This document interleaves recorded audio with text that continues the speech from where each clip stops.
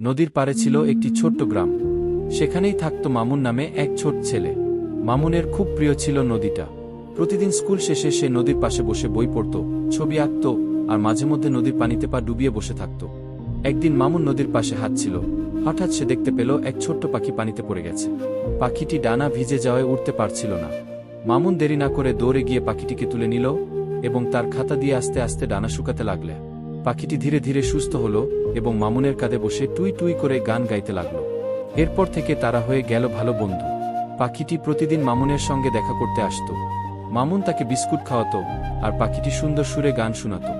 একদিন গ্রামের কিছু ছেলে নদীর পাশে কাগজে আগুন জ্বালিয়ে খেলছিল। হঠাৎ সেই আগুন শুকনো ঘাসে লেগে ছড়িয়ে পড়ল।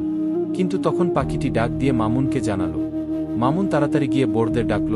সবাই মিলে আগুন নিভিয়ে ফেল। সবাই মামুন ও তার পাখি বন্ধুর সাহসের প্রশংসা করল। গল্পের শিক্ষা: বন্ধুত্ব, সহানুভূতি ও প্রকৃতিকে ভালোবাসার মূল্য অনেক বড়।